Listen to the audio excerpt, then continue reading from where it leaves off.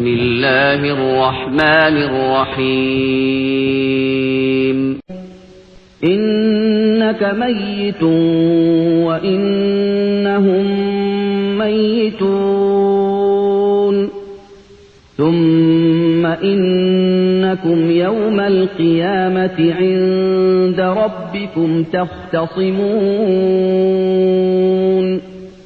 فمن أظلم ممن كذب على الله وكذب بالصدق إذ جاءه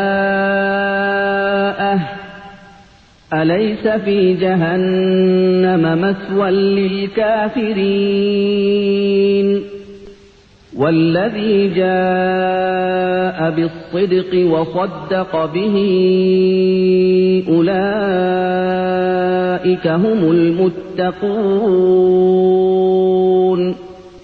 لهم ما يشاءون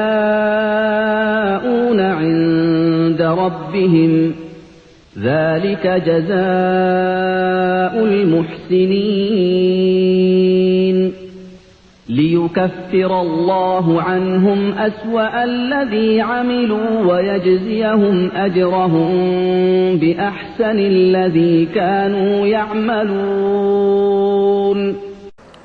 السلام عليكم ورحمة الله. الحمد لله رب العالمين نحمده ونستعينه ونستغفره ونستهديه ونؤمن به ونتوكل عليه ونعوذ بالله من شرور أنفسنا ومن سيئات أعمالنا من يهده الله فلا مضل له ومن يضلل فلا هادي له وأشهد أن لا إله إلا الله وحده لا شريك له وأشهد أن محمدا عبده ورسوله أرسله بالهدى ودين الحق ليظهره على الدين كله ولو كره المشركون. اللهم صل على محمد وعلى آل محمد كما صليت على إبراهيم وعلى آل إبراهيم وبارك على محمد وعلى آل محمد كما باركت على إبراهيم وعلى آل إبراهيم إنك حميد مجيد. أما بعد فإن خير الحديث كتاب الله وخير الهدي هدي محمد صلى الله عليه وسلم وشر الأمور محدثاتها وكل محدثة بدعة وكل بدعة ضلالة وكل ضلالة في النار. يا أيها الذين آمنوا اتقوا الله حق تقاته ولا تموتن إلا وأنتم مسلمون. أعوذ بالله من الشيطان الرجيم. يعلمون ظاهرا من الحياة الدنيا وهم عن الآخرة هم غافلون. أولم يتفكروا في أنفسهم ما خلق الله السماوات والأرض وما بينهما إلا بالحق وأجل مسمى وإن كثيرا من الناس بلقاء ربهم الكافرون. അധ്യക്ഷവേദിയിലെ ആദരണീയരായ നേതാക്കളെ, സ്നേഹസമ്പന്നരായ സഹോദരിമാരെ, സഹോദരങ്ങളെ, പ്രിയപ്പെട്ട സുഹൃത്തുക്കളെ, വിശുദ്ധ റമദാനിൽ അള്ളാഹുവിന് ഇഷ്ടമുള്ള ആശയാദർശങ്ങളെ സംബന്ധിച്ച് ശ്രദ്ധിച്ച് കേൾക്കാനും പഠിക്കാനും നല്ല ഒരു മനസ്സോടുകൂടി ഒത്തുചേർന്ന നമുക്കെല്ലാം പടച്ച തമ്പുരാൻ ഇതിൻ്റെ അളവറ്റ പ്രതിഫലം നൽകി അനുഗ്രഹിക്കുമാറാകട്ടെ. മാനസികമായി വളരെ സന്തോഷമുള്ള അവസ്ഥയിലാണ് നമ്മൾ. കാരണം വേണ്ടാത്ത കാര്യങ്ങളൊക്കെ പൊതുവെ കുറവാണ്. ജീവിതത്തിൽ എന്തെങ്കിലും ചെറിയ ചെറിയ തെറ്റുകുറ്റങ്ങളൊക്കെ ചെയ്യുന്നവരാണെങ്കിൽ തന്നെ റമദാൻ ആയതുകൊണ്ട് ഇപ്പം അതൊന്നും വേണ്ടെന്ന് വെച്ചിരിക്കാം. മ്യൂസിക് വേണ്ട, ഡാൻസ് വേണ്ട, സീരിയൽ വേണ്ട, സിനിമ വേണ്ട, അശ്ലീലം ആസ്വദിക്കേണ്ട, കളവ് പറയണ്ട, പരദൂഷണം വേണ്ട, ദേഷ്യം പിടിക്കണ്ട. പിന്നെ ആരാധനാ കാര്യങ്ങളിലൊക്കെ ശ്രദ്ധ കൂടുതൽ. ജമാഅത്ത് നിസ്കാരങ്ങളൊന്നും ഇവിടെ ഇരിക്കുന്ന മിക്ക ആളുകൾക്കും ഒഴിവാകുന്നുണ്ടാവില്ല. ഭൂരിപക്ഷത്തിൻ്റെയും കഥ അതാണ്. എല്ലാ ജമാഅത്തിനും പങ്കെടുക്കാൻ പറ്റുന്നുണ്ട്. കുറെ ഖുർആൻ ഓതാൻ കഴിയുന്നുണ്ട്. ഇതണക്ക് തന്നെ 10-20 ജുസിലധികം ഓതിക്കഴിഞ്ഞവർ ധാരാളം ആളുകൾ ഇവിടെ ഉണ്ടാവും. പിന്നെ കുറെ സദഖ കൊടുത്തിട്ടുണ്ട്. സക്കാത്തിന് കൊടുക്കാത്ത വല്ലവരുണ്ടെങ്കിൽ അത് കൊടുക്കണം എന്നുള്ളൊരു ബോധം ഉണ്ടാവുകയും ചിലപ്പോൾ കൊടുക്കുകയൊക്കെ ചെയ്തിട്ടുണ്ട്. എങ്ങനെ നോക്കിയാലും നല്ല കാര്യങ്ങളാണ് കൂടുതൽ. അതുകൊണ്ട് തന്നെ മനസ്സിനൊരു സമാധാനവും ഒരു നിർഭയത്വവും ഒരു എടുത്തുചാട്ടമില്ലാത്ത പക്വതയും ഒക്കെ എല്ലാവർക്കും ഉണ്ടാകും. ഇങ്ങനെ ചിന്തിക്കുമ്പോൾ റമദാനിൽ മാത്രം വേണ്ട ഏതെങ്കിലും ഒരു കാര്യം ഞാൻ ഈ പറഞ്ഞ കൂട്ടത്തിലുണ്ടോ? നോമ്പല്ലാതെ ബാക്കിയൊക്കെ എല്ലാ കാലത്തും വേണ്ടിയല്ല. 5 നേരം കൃത്യമായിട്ട് നിസ്കരിക്കണം, കഴിയുന്നതും ജമാഅത്തിന് പങ്കെടുക്കണം, പുരുഷന്മാർ പ്രത്യേകിച്ചും. ഖുർആൻ ഓതണം, പഠിക്കണം, പഠിപ്പിക്കണം. അതേപോലെ സദഖ കൊടുക്കണം, സക്കാത്ത് കൊടുക്കണം, നിസ്കരിക്കണം, നല്ല കാര്യങ്ങൾ. അതുപോലെ അസൂയ പാടില്ല, അഹങ്കാരം പാടില്ല, കളവ് പറയാൻ പാടില്ല, ചതിക്കാൻ പാടില്ല, തോന്നിയാസങ്ങളൊന്നും വേണ്ട. ഇന്നി ഖശീതു ഇൻ അസൈതു റബ്ബി അദാബ യൗമിൻ അദീം. പറയണം പ്രവാചകരെ, ഞാൻ ഭയപ്പെടുന്നു, ഞാൻ എൻ്റെ റബ്ബിനെ ധിക്കരിക്കുകയാണെങ്കിൽ വമ്പിച്ച ഒരു ദിവസത്തെ ശിക്ഷയെ ഭയപ്പെടുന്നു. അതാണ് നമുക്ക് ചർച്ച ചെയ്യാനുള്ളത്. മരണത്തോടെയാണ് യഥാർത്ഥ ജീവിതം ആരംഭിക്കുന്നത് എന്നും അന്തിമ നാളിലാണ് ശരിയായ ജീവിതത്തിലേക്ക് പ്രവേശിക്കുന്നതെന്നും അവിടെ വിജയം നേടുക എന്നതാണ് യഥാർത്ഥ വിജയമെന്നും തിരിച്ചറിയാൻ അവസരമുണ്ടായിട്ടുള്ളവരാണ് നമ്മൾ ഓരോരുത്തരും. അതുകൊണ്ടാണ് നമ്മൾ നോമ്പുപറ്റും. നിസ്കരിക്കുന്നതും സക്കാത്ത് കൊടുക്കുന്നതും ഒക്കെ അതേ ബോധമുള്ളത് കൊണ്ടാണ്. അങ്ങനെ വരുമ്പോൾ പടച്ചതമ്പുരാന്റെ അരികിലേക്ക് തിരിച്ചു പോകണം എന്നുള്ള ഒരു താല്പര്യം നമുക്കുണ്ടാകും. അത് നമുക്കിപ്പോൾ നല്ലോണമുണ്ട്. പക്ഷെ റമദാൻ മാസം കഴിഞ്ഞാൽ പിന്നെ ഈ താല്പര്യം ബാക്കോട്ട് പോകും. അപ്പൊ മനുഷ്യന്റെ പൊതു സ്വഭാവമാണ് ഞാൻ നിങ്ങളെ കേൾപ്പിച്ചത്.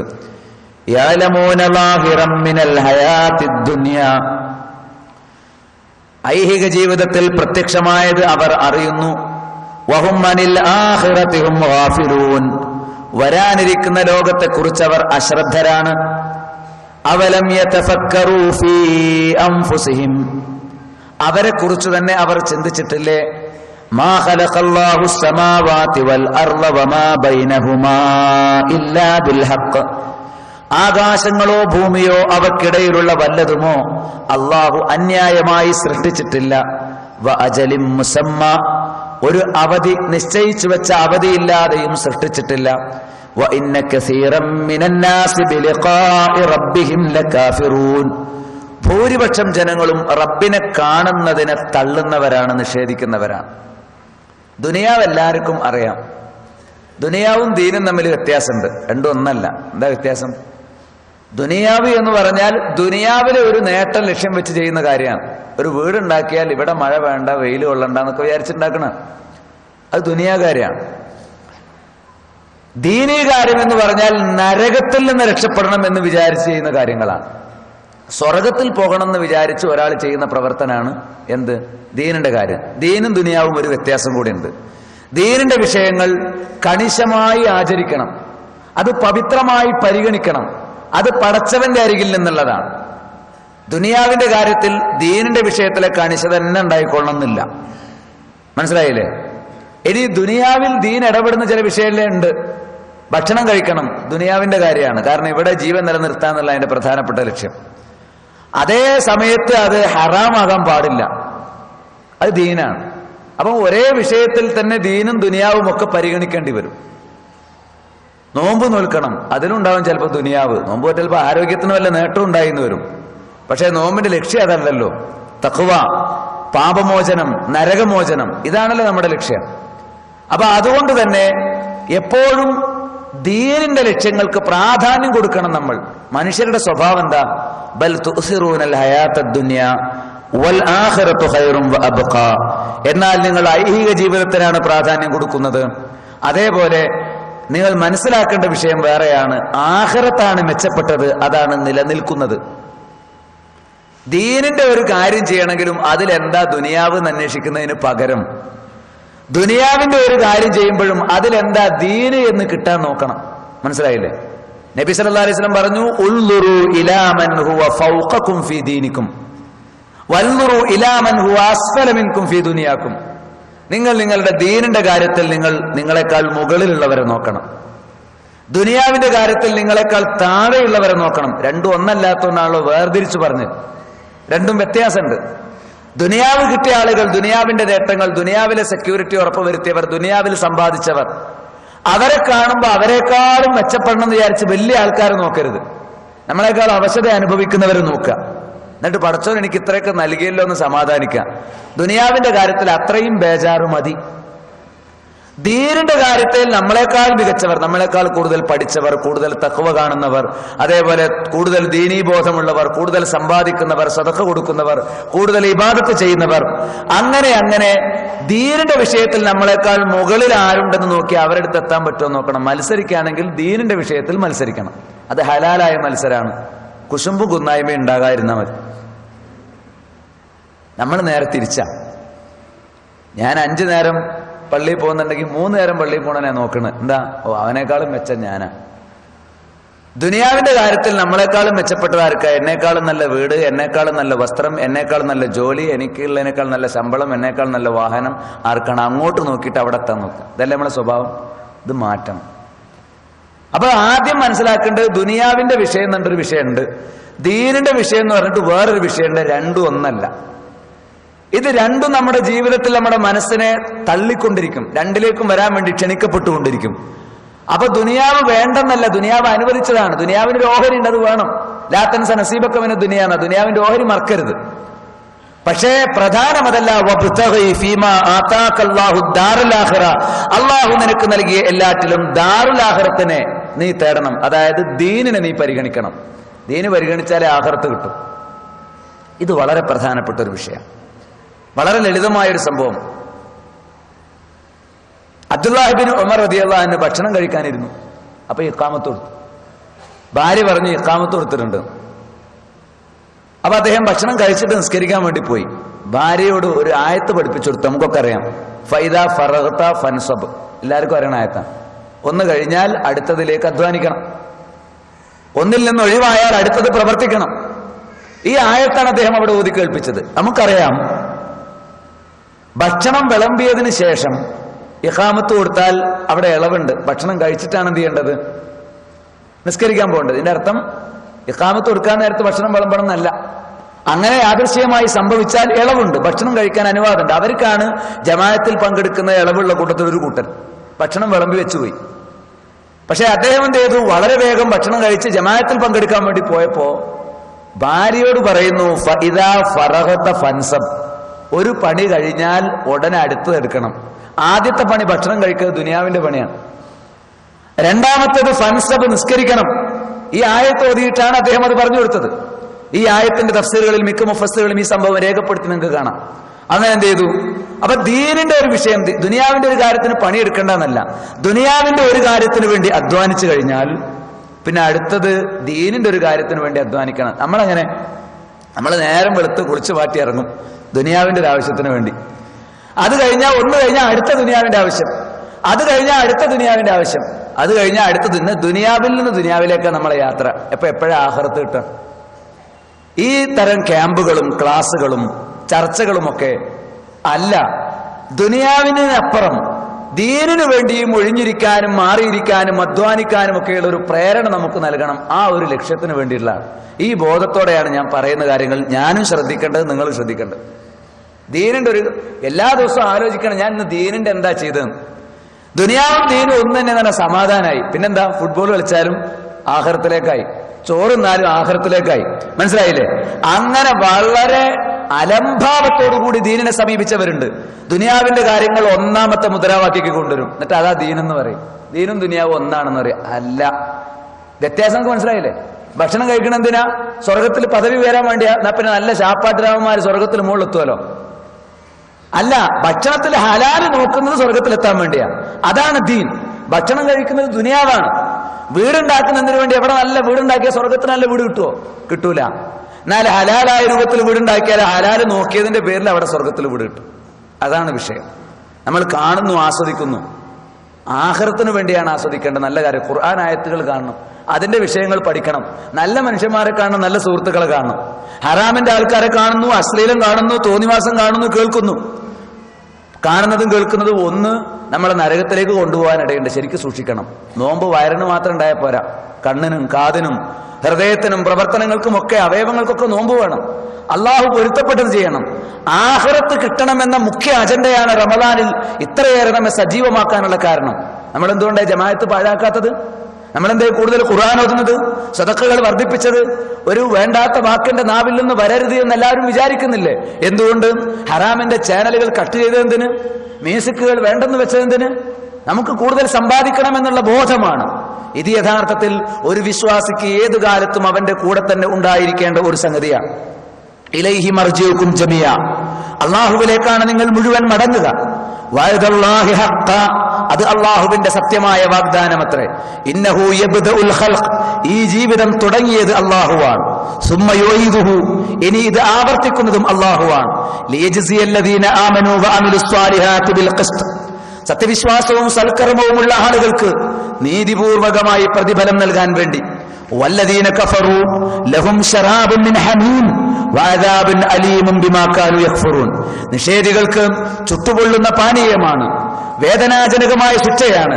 കാരണം അവർ കാഫറുകളായിരുന്നു, നിഷേധം പ്രവർത്തിച്ചവരായിരുന്നു. ഇവിടെ നമ്മൾ ശരിക്കും സൂക്ഷിക്കണം, റബ്ബിന്റെ അടുത്തേക്ക് മടങ്ങണം. അപ്പൊ നമ്മൾ ഇവിടേക്ക് വന്നത് റബ്ബിന്റെ തീരുമാനപ്രകാരമാണ് എന്നുള്ള ബോധാദ്യം ഉണ്ടാവണം. പണ്ട് നമ്മളില്ല. ഹൽ അതാ അലൽ ഇൻസാനി ഹീനും മിനദ് ദഹരി ലം യകുൻ ശൈഅൻ മദ്കൂറ, മനുഷ്യന് പറയപ്പെടാവുന്നതല്ലാത്ത ഒരു വസ്തുവായി അവൻ കഴിഞ്ഞു പോയിട്ടില്ല. നീ ചിന്തിച്ചിട്ടുണ്ടോ? മനുഷ്യൻ അങ്ങനെ ഒരു കാലം കടന്നു പോയിട്ടില്ലേ? ഖുർആൻ ചോദിച്ചു. ശരിയാണ്. അന്ന് നമുക്ക് പേരില്ല, അഡ്രസ്സില്ല, വീടില്ല, തറവാടില്ല, അതിർത്തികളില്ല, നമ്മൾ തന്നെയല്ല. കുറച്ചു കൊല്ലങ്ങൾക്ക് മുമ്പ് പിന്നെ പിതാവിന്റെ മുതുകല്ലുകൾക്കിടയിൽ നിന്ന്, മാതാവിന്റെ നെഞ്ചല്ലുകൾക്കിടയിൽ നിന്ന് രൂപം കൊള്ളുന്ന രണ്ട് ദ്രവങ്ങൾ സമന്വയിച്ചു. അങ്ങനെ ഉമ്മയുടെ ഗർഭാശയത്തിൽ റബ്ബിന്റെ കാവലിൽ അതിഭദ്രമായി നാം വളർന്നു വന്നു. 9 മാസം, ഒരാഴ്ച ഏകദേശം. പിന്നെ വല്ലാഹു അഖ്റജകും മിൻ ബുതൂനി ഉമ്മഹാത്തികും ലാ തഅലമൂന ശൈഅ, നിങ്ങളുടെ മാതാക്കളുടെ ഗർഭാശയത്തിൽ നിന്ന് സാക്ഷാൽ ആരാധ്യനായ അള്ളാഹു നിങ്ങൾ ഓരോരുത്തരെയും പുറത്തു കൊണ്ടുവന്നു. അന്നേരം നിങ്ങൾക്കൊന്നും അറിഞ്ഞുകൂടാ. അവനവനെ പറ്റി ചിന്തിക്കണം. എവിടുന്നാ വരുന്നത്? ഒന്നുമില്ല, പൂജ്യത്തിൽ നിന്നാണ് വരവ്. എല്ലാം പടച്ചോനാണ്, നമ്മളെ വക ഒന്നുമില്ല. 90% പടച്ചോന്റെ വകയും 10% നമ്മളെ വകയല്ല, ഒക്കെ പടച്ചോന്റെ വകയാണ്. അങ്ങനെ എന്തുണ്ടായി? നാം ഈ ഭൂമിയിലെത്തി, ഇവിടെ ജീവിതം ആരംഭിച്ചു. സുമ്മ ജഅല ലക്കുമുസ് സമഅ വൽ അബ്സ്വാറ വൽ അഫ്ഇദ, പിന്നെയാണ് കണ്ടറിയാനുള്ള കണ്ണുകളും കേൾക്കാനുള്ള കാതുകളും ചിന്തിക്കാനുള്ള ഹൃദയങ്ങളും എല്ലാം ഉണ്ടായത്. നന്ദി കാണിക്കുന്നത് കുറവാണ്. ഏതായിരുന്നാലും ശരി, അങ്ങനെ ഈ ഭൂമിയിൽ റബ്ബിന്റെ അനുഗ്രഹം കൊണ്ട് ജീവിച്ച് ക്രമേണ കാര്യങ്ങൾ മനസ്സിലാക്കാൻ തുടങ്ങി, അവനാനെ പറ്റി ചിന്തിക്കാൻ തുടങ്ങി. അതാ ഞാൻ ആദ്യം ഓതി കേൾപ്പിച്ച ആയത്ത്. അവലം യതഫക്കറൂ ഫീ അൻഫുസിഹിം, അവർ അവരുടെ നഫ്സുകളെ കുറിച്ച് ചിന്തിച്ചിട്ടില്ലേ? മാ ഖലഖല്ലാഹു സമാവാതി വൽ അർള വമാ ബൈനഹുമാ ഇല്ലാ ബിൽ ഹഖ്, ന്യായപ്രകാരമല്ലാതെ ആകാശങ്ങളോ ഭൂമിയോ അവക്കിടയിലുള്ള വല്ലതുമോ അള്ളാഹു സൃഷ്ടിച്ചിട്ടില്ല. മാത്രമല്ല അജലിം മുസമ്മ, നിശ്ചയിക്കപ്പെട്ട ഒരു അവധിയും ഉണ്ട്. കുറച്ചു കാലം ഇവിടെ ജീവിച്ചു, അതിനൊരു അവധി ഉണ്ട്. ഇതെന്നും ഇങ്ങനെ ജീവിക്കാന്ന് വിചാരിക്കണ്ട. നമ്മൾ ദുനിയാവിന്റെ ഒരു കാര്യം കഴിഞ്ഞാൽ ദുനിയാവിന്റെ അടുത്ത കാര്യം, അത് കഴിഞ്ഞാൽ ദുനിയാവിന്റെ വേറൊരു കാര്യം. ഇങ്ങനെ പോകാനുള്ള കാരണം, ദീന് മറന്നു പോകാനുള്ള കാരണം എന്താ അറിയോ? ഇതാണ് ജീവിതം എന്ന് വിചാരിച്ചിട്ടാ. ഇതാണ് ജീവിതം എന്ന് വിചാരിച്ചിട്ടാ. ഇതെന്താ? ഫൽയുൽഖി ഇസ്ബാഹു ഫിൽ യം, അവന്റെ ഈ വിരൽ കൊണ്ടുപോയിട്ട് സമുദ്രത്തിൽ മുക്കട്ടെ. എന്നിട്ട് ഫൽയർഫു, അവൻ ഉയർത്തി നോക്കട്ടെ. ബിമ യർജി, എന്ത് കൊണ്ടുവരും? അല്ലെങ്കിൽ മാതാ തബഖി അലൈഹി, ആ വിരലിൽ എന്ത് ബാക്കി ഉണ്ടാകും? ഖത്തറ, ഒരു തുള്ളി. വലിയൊരു സമുദ്രത്തിൽ കൊണ്ടുപോയിട്ട് ഒരു വിരൽ മുക്കിയാൽ അത് പൊക്കിയിട്ട് അവൻ നോക്കട്ടെ എന്നാ. എന്താ അവിടെ ഉണ്ടാവും? ഒരു തുള്ളി വെള്ളം. ഇത്രയുള്ളൂ ദുനിയാവ്. നമ്മുടെ ഈ ദുനിയാവിനെ കുറിച്ച് തന്നെ, നമ്മുടെ ദുനിയാവിനെ കുറിച്ച് തന്നെ. മനസ്സിലായില്ലേ? അത്രയും ചെറുതാണ്. കാരണം മരണം തന്നെ ഒരുപാട് ദിവസത്തിന് അനുഭവം ഉണ്ടാകും. ഒരൊറ്റ ദിവസം കൊണ്ട് ഒരു മനുഷ്യന്, അവൻ അവിശ്വാസിയായിട്ടാണ് മരിക്കണമെന്നുണ്ടെങ്കിൽ. ഖബറിലെത്തിയാലോ ബർസഖാണ് അടുത്ത സ്റ്റെപ്പ്. ബർസഖിൽ എത്ര കാലം ജീവിക്കണം? റസൂലുള്ളാഹി സ്വല്ലല്ലാഹി അലൈഹി വസല്ലം പറഞ്ഞു 40. സ്വഹാബികൾ ചോദിച്ചു, യൗമൻ ദിവസമാണോ? അല്ല. ഷഹറൻ മാസമാണോ? അല്ല. സനത്തൻ വർഷമാണോ? നബി സല്ലല്ലാഹി അലൈഹി വസല്ലം മൗനം പാലിച്ചു. അപ്പൊ ചുരുങ്ങിയത് 40 കൊല്ലം ഖബറിൽ കിടക്കണം. എല്ലാവരും ബർസഖിൽ കിടക്കണം.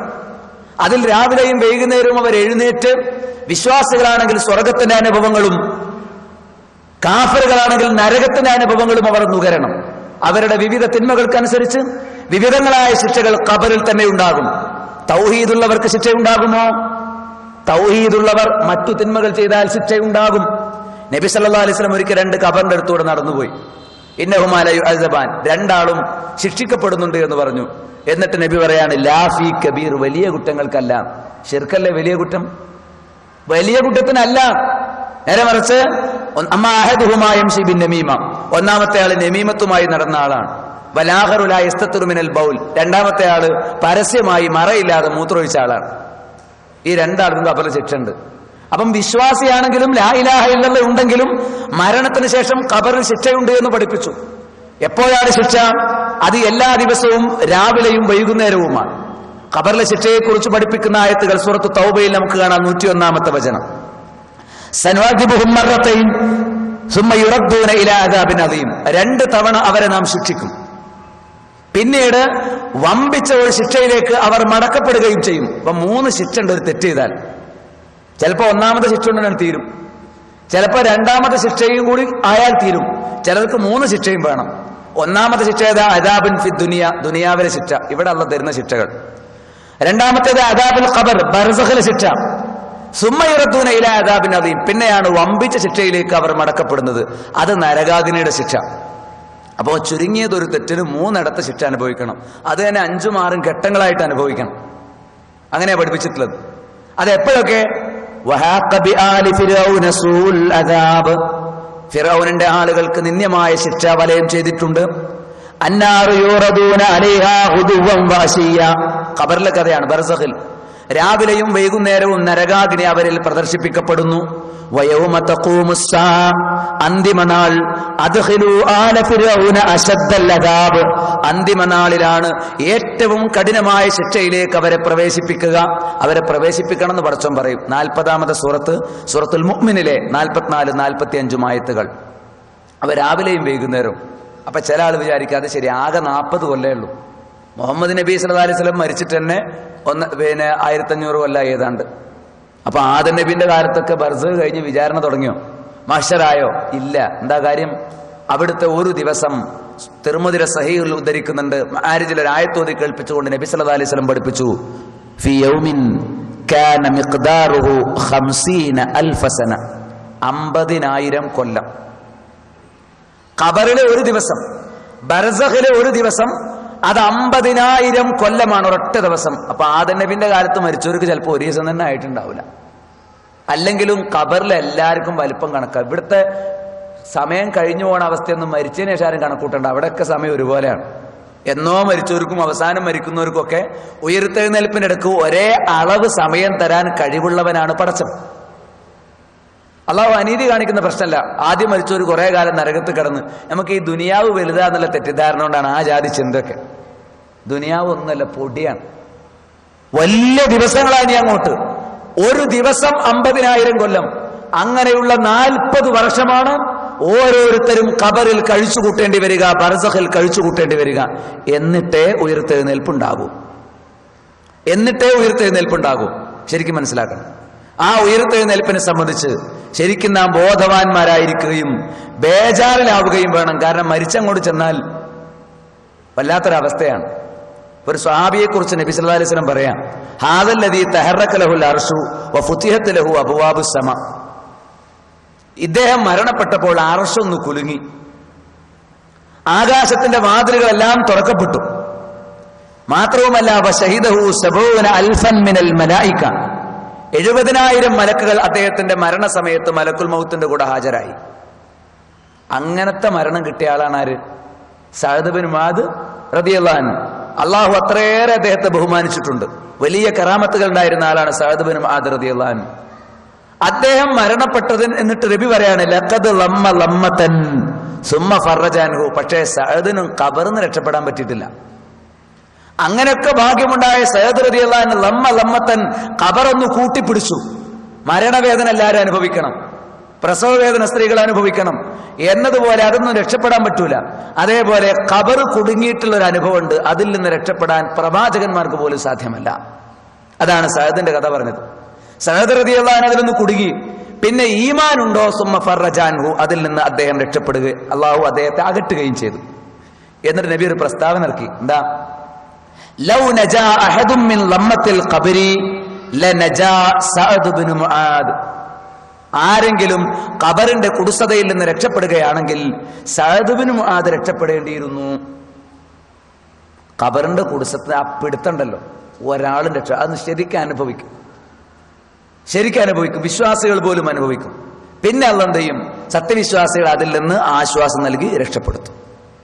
ഒരിക്കൽ ഉസ്മാൻ ബിൻ അഫ്ഫാൻ റളിയല്ലാഹു അൻഹു, അദ്ദേഹം ഏത് ഖബറിന്റെ അടുത്ത് നിന്നാലും കരഞ്ഞു പോകും. ഇതൊക്കെ ആലോചിച്ചിട്ട് കാരണമുണ്ട്. അസ്മാ റളിയല്ലാഹു അൻഹ ഉദ്ധരിക്കുന്ന ഹദീസിൽ കാണാം, ഒരിക്കൽ നബി സല്ലല്ലാഹു അലൈഹി വസല്ലം ഖബറിനെ കുറിച്ചൊരു ഖുത്ബ നടത്തി. എന്താണ് ഖബർ, അതിന്റെ ശിക്ഷ, അതിന്റെ അനുഭവങ്ങൾ, ചില കാര്യങ്ങളൊക്കെ വിശദീകരിച്ചു. പ്രവാചകൻ ഖബർ നേരിൽ കണ്ട ആളാ. ഖബറിലെ ശിക്ഷയൊക്കെ നേരിൽ കാണാൻ മിഅ്റാജിന്റെ രാവിൽ പടച്ച തമ്പുരാൻ പ്രവാചകൻ സല്ലല്ലാഹു അലൈഹി വസല്ലമക്ക് അവസരം ഉണ്ടായി കൊടുത്തിട്ടുണ്ട്. ഖിയാമത്ത് നാൾ വരെ മുസ്ലിങ്ങളും അല്ലാത്തവരും ഒക്കെ ശിക്ഷ അനുഭവിക്കുന്നുണ്ടെന്ന് നബി പറഞ്ഞു. മുസ്ലിങ്ങൾ ശിക്ഷ അനുഭവിക്കുന്നുണ്ട്. എന്തിന്റെ പേരിൽ? അവർ മുസ്ലിമാണ്, പക്ഷെ തെറ്റും ചെയ്യുന്നുണ്ട്, ഹറാമ് ചെയ്യുന്നുണ്ട്. അങ്ങനെ അവരുടെ വ്യഭിചാരത്തിന്റെയും പലിശയുടെയും തോന്നിവാസങ്ങളുടെയും അധർമ്മങ്ങളുടെയും കളവിന്റെയും പരദൂഷണത്തിന്റെയും ദുസ്വഭാവങ്ങളുടെയും പേരിൽ അവർ അനുഭവിക്കുന്ന ശിക്ഷയൊക്കെ നബി കണ്ടു. നബി അതിന്റെ പ്രധാനപ്പെട്ട ഭാഗങ്ങൾ ഒരു ഖുത്ബയിൽ പറഞ്ഞു. എന്നിട്ട് എന്താ ഉണ്ടായതെന്ന് അറിയോ? എല്ലാവരും കരയാ, എല്ലാവരും, ഒരാളും കരയാത്തില്ല. ഹൃദയം ഇങ്ങനെ പിടച്ചിട്ട് പുറത്തേക്ക് കേൾക്കുക കരച്ചിൽ, പെണ്ണുങ്ങളുടെ ഭാഗത്തേക്ക് കേൾക്കുക ആണുങ്ങൾ കരയുന്നു. ജുമുഅ കഴിഞ്ഞിട്ട് ആരും വീട്ടിൽ പോണില്ല. എന്താ? ആ അനുഭവമാണ് അവിടെ ഉള്ളതെന്ന് അർത്ഥം. മരിച്ചു കഴിഞ്ഞാൽ ഖബറിലുള്ള അനുഭവം അതാണ്. സത്യവിശ്വാസികളാണെങ്കിൽ അവർക്ക് അവർ ചെയ്ത വിശ്വാസത്തിന് നേട്ടം ഉണ്ടാവുമെങ്കിലും തിന്മയ്ക്ക് ശിക്ഷ തന്നെ ഉണ്ടാവും. മനസ്സിലായില്ലേ? പാപങ്ങൾ പൊറുക്കപ്പെട്ടിട്ടുണ്ട്. എത്ര പാപങ്ങൾ ചെയ്യുന്നു? കുറെ നിസ്കാരങ്ങൾ ഒഴിവാക്കി, നുണ പറഞ്ഞു, ചിലർ പലിശയും വ്യഭിചാരം, കണ്ണുകൊണ്ട് വ്യഭിചാരം, കാതുകൊണ്ട് വ്യഭിചാരം, ചിലർ വ്യഭിചാരം സാക്ഷാത്കരിക്കുന്നു. മുസ്ലിങ്ങൾ തന്നെ, മുവഹിദുകൾ തന്നെ കച്ചവടത്തിൽ കൃത്രിമം കാണിക്കുന്നു, വാപ്പാനെ ചീത്ത പറയുന്നു, മക്കളോട് അനീതി പുലർത്തുന്നു, അയൽവാസികളെ വിഷമിപ്പിക്കുന്നു. അങ്ങനെയുള്ള നമ്മുടെ തെറ്റുകൾ എണ്ണിയാൽ എങ്ങനെ ഉണ്ടാവും? ഒരുപാടുണ്ട്. അതൊക്കെ എല്ലാവർക്കും വരൂല എന്ന് പറഞ്ഞിരുന്നാൽ ഇത് മാപ്പായി കിട്ടുമെന്ന് വിചാരിക്കണ്ട. കുറെ തെറ്റുകളൊക്കെ നമ്മൾ നിസ്കരിച്ചാൽ തന്നെ അസ്വലവാത്തുൽ ഹംസ് മുക്കഫിറാത്തുൽ ലിമാ ബൈനഹുന്ന, അവരൊക്കെ നിസ്കാരം കൊണ്ട് തന്നെ പഠിച്ചോ വായിച്ചു തരും. അതുകൊണ്ട് നമ്മളെ തെറ്റ് തീരുമോ? പിന്നെ ഉണ്ടാവും നമ്മൾ കുറെ തെറ്റ്, കാണാൻ പാടില്ലാത്തത് കണ്ടതും, കേൾക്കാൻ പാടില്ലാത്തത് കേട്ടതും, പറയാൻ പാടില്ലാത്തത് പറഞ്ഞതും, ചെയ്യാൻ പാടില്ലാത്തത് ചെയ്തതൊക്കെ പിന്നെ ഉണ്ടാവും. പിന്നെ കുറെ ജുമുഅക്ക് പങ്കെടുത്താൽ നിൽക്കും. അൽ ജുമുഅത്തു ഇലൽ ജുമുഅ എന്ന ഒരു ജുമുഅ മുതൽ മറ്റൊരു ജുമുഅ വരെയുള്ള തെറ്റുകൾ കുറെ ജുമുഅ ഉണ്ട്. എല്ലൊന്നും മാഞ്ഞു പോയില്ല, കുറേയൊക്കെ മാഞ്ഞു പോകും. വലിയ പാപങ്ങളില്ലെങ്കിലാ ഇത് തന്നെ ഈ മാഞ്ഞു പോലും. പിന്നെ കുറെ ആൾക്കാർ റമദാനില്ല, റമദാൻ നോമ്പ് നോറ്റാൽ കുറെ പാപങ്ങളൊക്കെ മാഞ്ഞു പോകും. അതേപോലെ സക്കാത്ത് കൊടുക്കുമ്പോൾ, നല്ലത് ചെയ്യുമ്പോൾ, പള്ളിയിൽ വന്നിരിക്കുമ്പോൾ, ഖുർആൻ ഓതുമ്പോൾ, ദിക്ർ ചൊല്ലുമ്പോൾ, പ്രാർത്ഥിക്കുമ്പോൾ, ഇസ്തിഗ്ഫാർ ചെയ്യുമ്പോൾ, അങ്ങനെയൊക്കെ നമ്മൾ കുറെ പാപങ്ങൾ പോകും. എന്നാലും കുറെ പാപങ്ങൾ ബാക്കിയുണ്ടാകും. ആ എത്ര പാപങ്ങളാണോ ബാക്കിയുള്ളത് അതിനെല്ലാം ഖബറിൽ ശിക്ഷയുണ്ട്, മഹ്ശറിൽ ശിക്ഷയുണ്ട്, വിചാരണയുടെ സമയത്ത് ശിക്ഷയുണ്ട്, കർമ്മങ്ങൾ തൂക്കുന്നിടത്ത് ശിക്ഷയുണ്ട്, നരകത്തിലെത്തിയതിനു ശേഷം ശിക്ഷയുണ്ട്. ഇങ്ങനെയൊക്കെയുള്ള വിവിധങ്ങളായ ശിക്ഷകളെ കുറിച്ച് പഠിപ്പിക്കപ്പെട്ടു. അതാണ് പല ഘട്ടങ്ങളായിട്ടാണ് പരലോക ശിക്ഷ.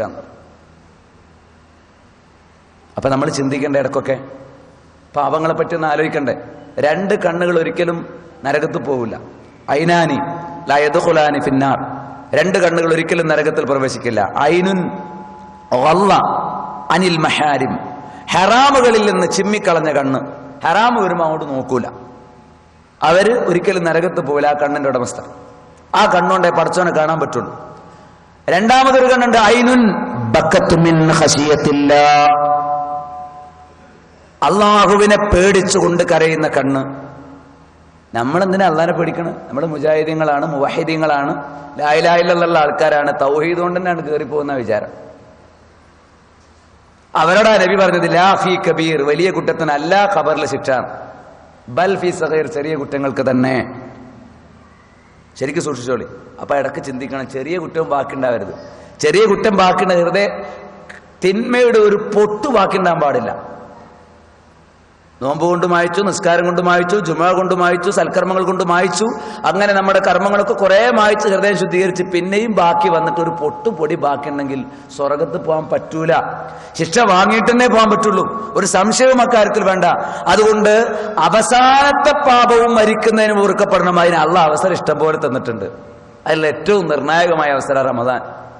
അതിൽ തന്നെ ഏറ്റവും നിർണായകമാണ് അവസാനത്തെ 10.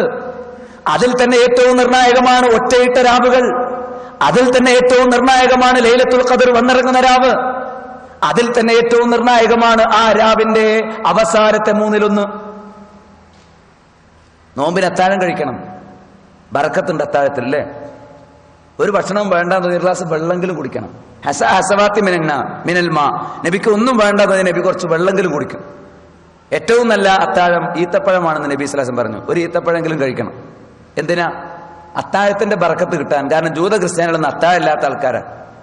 അത്താഴം എന്ന് പറഞ്ഞാൽ ഭക്ഷണം കഴിക്കൽ മാത്രമല്ല, അതൊരു സമയമാണ്. ആ സമയത്തിനൊരു പ്രത്യേകത ഉണ്ട്. എന്താ?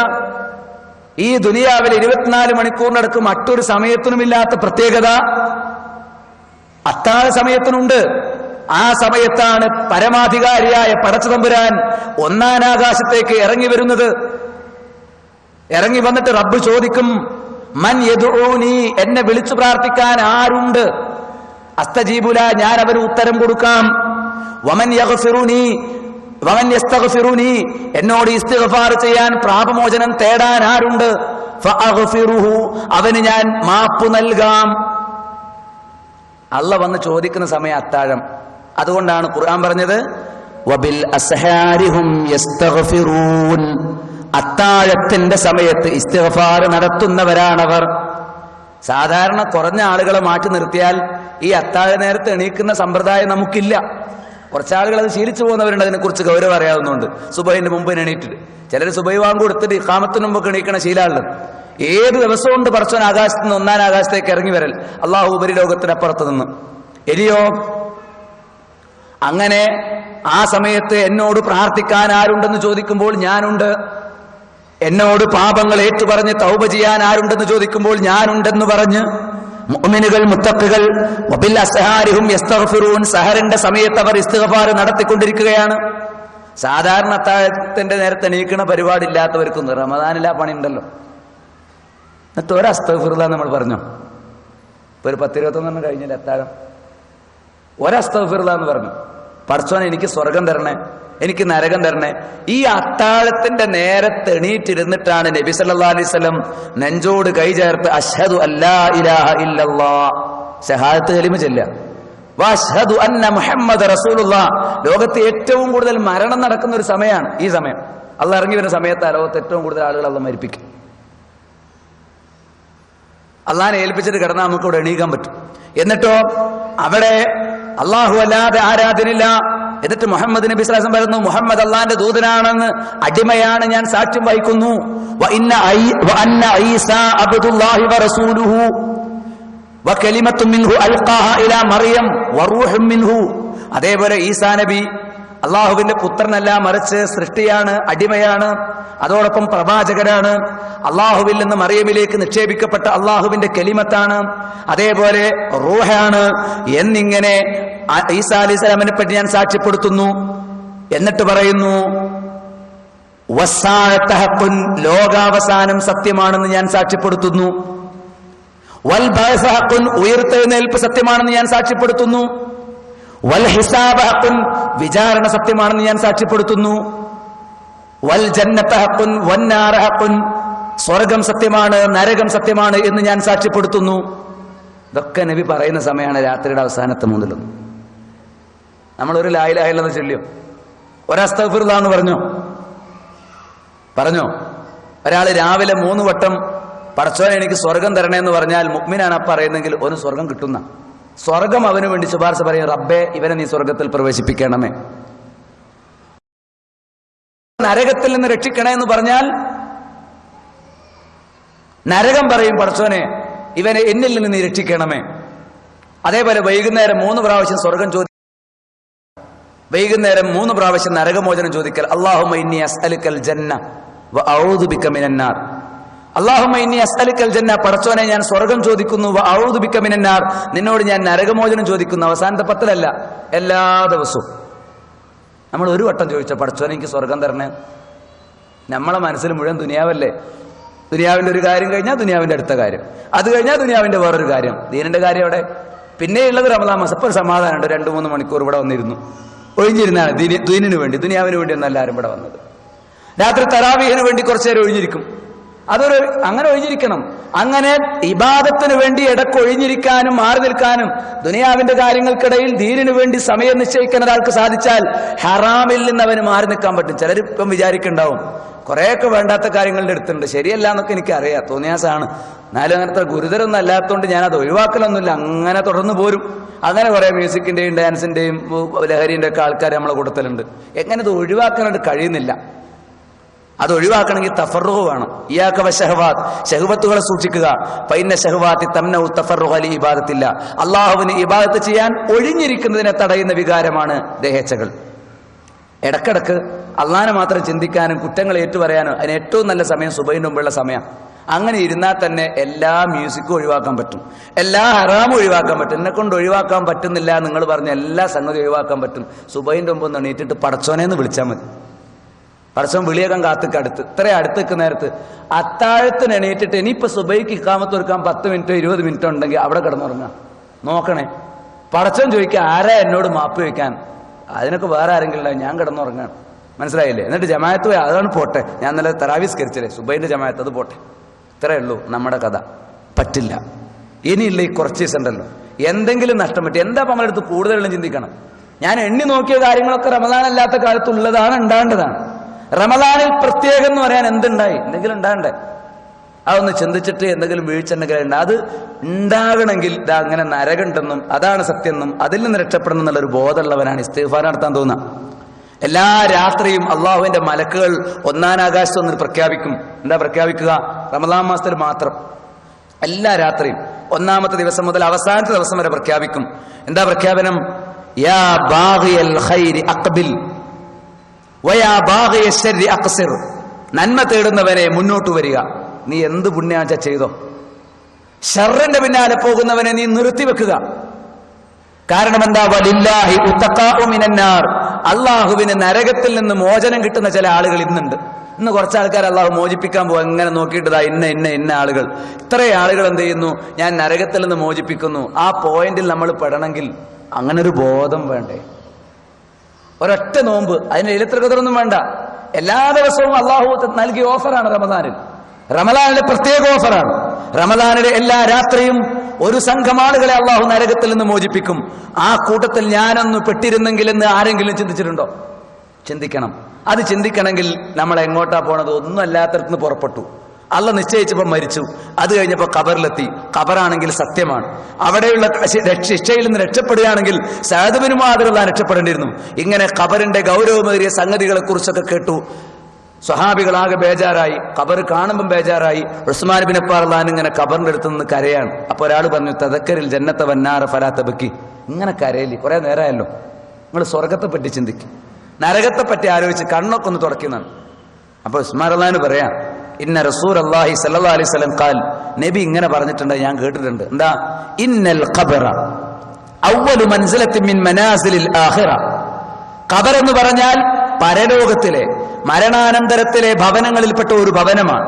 ഫഇൻ നജാ മിൻഹു ഫമാ ബഅദഹു ഐസറു മിൻ. അതിൽ നിന്ന് ആരെങ്കിലും രക്ഷപ്പെട്ടാൽ അതിനുശേഷമുള്ളത് അവന് എളുപ്പമാണ്. വഇൻ ലം യൻജു, ഖബറിൽ ആര് രക്ഷപ്പെടുന്നില്ലയോ, ഫമാ ബഅദഹു അശദ്ദ മിൻഹു, ഖബറിനേക്കാൾ കഠിനമാണ് അതിന് ശേഷം ഉണ്ടാവുക. ഖാല, എന്നിട്ട് ഉസ്മാൻ റളിയല്ലാഹു അൻഹു പറഞ്ഞു, വഖാല റസൂലുള്ളാഹി സ്വല്ലല്ലാഹു അലൈഹി വസല്ലം, റസൂലുള്ളാഹി ഇങ്ങനെ കൂടി പറഞ്ഞിട്ടുണ്ട്, മാ റഅയ്തു മൻലറൻ ഖത്തു ഇല്ലൽ ഖബറ അഫ്ളാ മിൻഹു. ഖബറിനേക്കാൾ നികൃഷ്ടമായ ഒരു രംഗവും ഞാൻ എൻ്റെ ജീവിതത്തിൽ കണ്ടിട്ടില്ല. നബി ഖബർ കണ്ടിട്ടുണ്ട്, മേറാജ് രാവിൽ ഖബറിന്റെ ഉള്ളിലെ ശിക്ഷ കണ്ടിട്ടുണ്ട്. നബി പറയാണ്, ഇതിനേക്കാൾ ബീഭത്സമായ, വികൃതമായ, വൃത്തികെട്ട, ഭീകരമായ, വേദനിപ്പിക്കുന്ന ഒരു സംഗതി, അഫ്ള, ഏറ്റവും മോശമായ ഒരു സംഗതി ഞാൻ വേറെ കണ്ടിട്ടില്ല. ഇത് പറഞ്ഞുകൊണ്ടാണ് ഉസ്മാൻ റളിയല്ലാഹു അൻഹു കരയണം. നമ്മൾ എത്ര ഖബർ കുഴിച്ചു, നമ്മളെ ഖബറിൽ എത്ര ആളെ മറമാടി. ചിലപ്പോൾ നമ്മളെ ഖബർ കുഴിക്കാൻ പഠിച്ചോ നിശ്ചയിച്ച സ്ഥലത്തു കൂടെ നമ്മൾ എത്ര നടന്നു, അല്ലേ? മറ്റവരെ മറമാടാൻ വേണ്ടി അങ്ങോട്ട് കടന്ന് ഇങ്ങോട്ട്, നാളെ നമ്മളെ കൊണ്ടുപോയി മറമാടേണ്ട സ്ഥലമാണ്. എന്നിട്ട് ചിന്തിച്ചു, ഖബറിൽ എന്താ ഉള്ളത്? നിങ്ങൾ വിചാരിച്ചു നമുക്കൊന്നുമില്ല. മുവഹിദീങ്ങൾ തെറ്റ് ചെയ്താൽ ഖബറിൽ എന്താ ഉള്ളത് ഞാൻ പറഞ്ഞുതരാം, കേട്ടോളൂ. ഒന്ന്, ഇദാ ഖുബ്ബിറ അഹദുഹും അതാഹു മലക്കാനി അസ്വദാനി അസ്റഖാനി, കറുപ്പും നീലയും നിറത്തിലുള്ള 2 മലക്കുകൾ അവിടെ വരും. എന്നിട്ട് ചോദിക്കും, ഫയഖൂലാനി മാ കുന്തു തഖൂലു ഫി ഹാദാ റജുൽ, ഈ മനുഷ്യനെ കുറിച്ച് നീ എന്തു പറയുന്നു? അവര് പറയും, അബ്ദുല്ലാഹി വ റസൂലു, അത് അള്ളാഹിന്റെ അടിമയും അള്ളാഹുവിന്റെ റസൂലുമാണ് എന്ന് മുഹമ്മദ് സല്ലല്ലാഹു അലൈഹി വസല്ലം കുറിച്ച് മുഅ്മിനീങ്ങൾ പറയും. മൻ റബ്ബുക എന്ന് ചോദിക്കും, അപ്പോ അള്ളാഹു റബ്ബി എന്ന് പറയും. മാ ദീനുക എന്ന് ചോദിക്കും, ദീനിയൽ ഇസ്ലാം എന്ന് പറയും. മൻ നബിയുക എന്ന് വെച്ചാൽ മുഹമ്മദ് സല്ലല്ലാഹു അലൈഹി വസല്ലം നബി എന്ന് പറയും. എന്നിട്ട് പടച്ചോൻ പറയാ, ഇതാണ് ഏറ്റവും അവസാനത്തെ പരീക്ഷണം. യുസബ്ബിത്തുല്ലാഹു അല്ലദീന ആമനൂ ബിൽ ഖൗലി സാബിതി ഫിൽ ഹയാത്തി ദുനിയ വ ഫിൽ ആഖിറ, അള്ളാഹു ഉറച്ച വചനം കൊണ്ട് ദുനിയാവിലും പരലോകത്തും സത്യവിശ്വാസികളെ സ്ഥിരപ്പെടുത്തുമെന്ന് പറഞ്ഞാൽ, ദുനിയാവിൽ സ്ഥിരപ്പെടുത്തുമെന്ന് പറഞ്ഞാൽ ഖബറിൽ വിചാരണയുടെ വേളയിൽ റബ്ബാരാണെന്ന് ചോദിക്കുമ്പോൾ അള്ളാഹു ആണ്. എല്ലാ പ്രവർത്തനങ്ങളും അവിടെ വിചാരണ ചെയ്യില്ല, ചില പ്രധാനപ്പെട്ട ചോദ്യങ്ങളേ ഉള്ളൂ. ഒറ്റപ്പെട്ട ചില ചോദ്യങ്ങൾ ചിലരോട് പ്രത്യേകം ചോദിച്ചായിട്ട് ഹദീസിലുണ്ട്. ഇപ്പൊ ഇസ്രായേലിൽപ്പെട്ട അയാൾ മരിച്ചപ്പോൾ എന്ത് ചെയ്തു വെച്ചാൽ ഒരു വസിയത്ത് എഴുതിച്ചു. മുഅ്മിനാണ്, സത്യവിശ്വാസിയാണ്. മുഅ്മിനീങ്ങളുടെ കാര്യം ഇപ്പൊ ഞാൻ പറയണം. എന്ത് ചെയ്തു? അയാൾ എഴുതി വെച്ചു, ഞാൻ മരിച്ചു കഴിഞ്ഞാൽ എന്നെ കത്തിച്ച് കളയണം. എല്ലും പല്ലും ഒക്കെ പൊടിച്ച് പല സഞ്ചികളിലാക്കി കുറെ നദിയിൽ കൊണ്ടുപോയിട്ട് ഒഴുക്കണം എന്ന് പറഞ്ഞു. ഇസ്രായേലികളിൽപ്പെട്ട ഒരാൾ. വഹുവൽ ഖാഹിറു ഫൗഖ ഇബാദിഹി, അള്ളാഹു അടിയാറുകളുടെ മേൽ സ്വേച്ഛാധികാരമുള്ളവനാണ്, അതിൽ നിന്ന് ഒഴിഞ്ഞു മാറാൻ ആർക്കും പറ്റൂല എന്ന സൂറത്തുൽ അന്നാമിലെ ആയത്ത് വിശദീകരിക്കുന്നിടത്ത് പല മുഫസ്സിറുകളും ഈ സംഭവം എടുത്തു ചേർത്തിട്ടുണ്ട് സൂറത്തുൽ അന്നാമിലുള്ള. അങ്ങനെ ഈ മനുഷ്യൻ മക്കള് വാപ്പ പറഞ്ഞ പോലെ ചെയ്തു. വാപ്പാനെ കത്തിച്ചു, ദഹിപ്പിച്ചു, വെണ്ണീരാക്കി, എല്ലുകളും പല്ലും ഒക്കെ കുത്തിപ്പൊടിച്ചു. എന്നിട്ട് പല നദിയിലും സമുദ്രത്തിലും കൊണ്ടുപോയി ഒഴുക്കി. അപ്പൊ അയാള് അള്ളാഹ്ക്ക് ഇങ്ങനെ പല ഭാഗത്ത് പല പൊടിയായി ഒഴുകിപ്പോയവരെ കൊണ്ടുവരാൻ വല്ല പ്രയാസമുണ്ടോ? അള്ളാഹിനെ പറ്റി എന്താ മനസ്സിലാക്കി വെച്ചു? ഇതാ ഖദല്ലാഹു അംറൻ ഫയഖൂലു ലഹു കുൻ ഫയകൂൻ, അള്ളാഹ് ഉണ്ടാകട്ടെ എന്ന് പറഞ്ഞുണ്ടാവും. അപ്പൊ ഈ പൊടിയായി ഒഴുകിപ്പോയ മനുഷ്യന് അങ്ങനെ തന്നെ വന്നു ബർസഖിലേക്ക്. ഏത് ശൂന്യാകാശത്ത് വെച്ച് ചാരമായാലും ഒരു ബർസഖ് അവനുണ്ടാവും. എല്ലാവർക്കും ഒരു ബർസഖ് അത് നിശ്ചയിച്ചിട്ടുണ്ട്. ബർസഖ് തന്നെ നമ്മൾ കുഴിച്ച കുഴിയാണെന്ന് വിചാരിക്കണ്ട, അത് അതിനോട്ടുള്ള ഒരു വഴി മാത്രമാണ്. മനസ്സിലായില്ലേ? അത് അള്ളാഹു നിശ്ചയിച്ചു. ബർസഖ് എന്നുള്ള പേര് തന്നെ നമുക്ക് അതിനെപ്പറ്റി കണ്ടുപിടിക്കാൻ പറ്റില്ല, മറയാണ്. ഒരു സംവിധാനം ഉപയോഗിച്ചും ബർസഖിനെ പറ്റി ഗവേഷണം നടത്താൻ പറ്റൂല. പറഞ്ഞത് അങ്ങനെ തന്നെ വിശ്വസിക്കാന്നല്ലാതെ. അപ്പൊ ഇയാളുടെ ഒരു ചോദ്യം സാധാരണ ചോദിക്കാത്തത് ചോദിച്ചതായിട്ട് ഹദീസുകളുണ്ട്. എന്താ ചോദിച്ചത്? നീ എന്തിനാണ് മരിക്കാൻ നേരത്ത് നിന്നെ കത്തിച്ചു കളയണം, പൊടിച്ചു കളയണം എന്ന് നീ വസിയത്ത് ചെയ്തത് എന്നാ. അപ്പൊ അവൻ പറയാണ്, ഇങ്ങനെ ഒരു രംഗത്തെ പേടിച്ചിട്ടാണ്. ഖബറിൽ വരും, അവിടെ വിചാരണ ഉണ്ടാകും, ശിക്ഷ ഉണ്ടാകും എന്ന് നബിമാര് പറഞ്ഞു തന്നിരുന്നു ഞങ്ങൾക്ക്. അത് പേടിച്ചിട്ടാണ് ഞാൻ മക്കളോട് പറഞ്ഞതെന്ന്. എന്നിട്ടോ അള്ളാന്റെ വിധി അലങ്കനയാണ്, ബർസഖിന്ന് രക്ഷപ്പെടാൻ ഒരുത്തനും പറ്റില്ല എന്ന് എനിക്ക് മനസ്സിലായി. ഇങ്ങനെ ചിലരോട് പ്രത്യേകമായ ചില വിഷയങ്ങളും ചോദിച്ചേക്കാം. പ്രധാനപ്പെട്ട ചോദ്യം റബ്ബിനെ കുറിച്ചും ദീനിനെ കുറിച്ചും ഇമാമിനെ കുറിച്ചുമാണ്. ഇമാം ആരാണെന്ന് ചോദിക്കും, ഇമാമിയൽ ഖുർആൻ, ഖുർആനാണ് ഇമാം എന്ന് പറയണം. പിന്നെ ചോദിക്കും അമലിനെയും ഇൽമിനെയും കുറിച്ച്. ചില ഹദീസുകളിൽ മാ ഇൽമുക്ക എന്നാണ്, വേറെ ചില ഹദീസുകളിൽ മാ അമലുക്ക എന്നാണ്. അപ്പൊ എന്താ പറയാ? ഖറഅതുൽ ഖുർആന വസദ്ദഖ്തുഹു വഅമിൽതു ബിഹി, ഞാൻ ഖുർആൻ വായിച്ചു, ഖുർആനുള്ളതൊക്കെ ശരിയാണെന്ന് ഞാൻ അംഗീകരിച്ചു, ഖുർആൻ അനുസരിച്ച് ഞാൻ പ്രവർത്തിച്ചു. ഇൽമും അമലും ഒന്നാണ്. അല്ലാതെ ദുനിയാവിന്റെ വിദ്യാഭ്യാസത്തിന്റെ ഡിഗ്രികൾ, ഞാൻ ഇത്ര ഡിഗ്രി നേടി, ഇത്ര ഡോക്ടറേറ്റ് നേടി, അതൊക്കെ പറഞ്ഞാണ് ചെന്നാൽ ഖബറിൽ പ്രത്യേക സീറ്റ് ഇട്ടെന്ന് ആരും വിചാരിക്കണ്ട. മനസ്സിലായില്ലേ? ദുനിയാവിന്റെ ഡിഗ്രികൾ എത്ര കുറവാണെങ്കിലും ശരി, തഖ്വയുണ്ടോ, ഇബാദത്തുകളുണ്ടോ, ഇഖ്ലാസോട് കൂടിയുള്ള തൗഹീദിൽ അധിഷ്ഠിതമായ ജീവിതമുണ്ടോ, പ്രവാചകന്റെ സുന്നത്തിനോട് കൂറുപുലർത്തിയോ, വിദ്അത്തുകൾ വർജിച്ചുവോ, എന്നാൽ രക്ഷയുണ്ട്, ഖബറിൽ അവർക്ക് ആശ്വാസമുണ്ട് എന്ന് നമുക്ക് മനസ്സിലാക്കാൻ സാധിക്കും. അതാണ് ഖബറിന്റെ ഒന്നാമത്തെ അനുഭവം, ഈ വിചാരണ. നിഷേധികളാണെങ്കിൽ ഒരൊറ്റ ചോദ്യത്തിനും ഉത്തരമില്ല. അവരെ സംബന്ധിച്ചിടത്തോളം എനിക്കറിഞ്ഞുകൂടാ എന്ന് പറഞ്ഞുകൊണ്ട് കരയും ഏത് ചോദ്യം ചോദിച്ചാലും. അങ്ങനെ വരുമ്പോൾ ഫിയദിഹിമാ മുറസ്സബ, ആ മലക്കുകളുടെ കയ്യിൽ ഒരു വടിയുണ്ട്, ഒരു ഗദ. ആ വടി കൊണ്ട് ഒരു പർവ്വതത്തെ ഒരടി അടിച്ചാൽ പർവ്വതം പൊടിഞ്ഞു പോകും.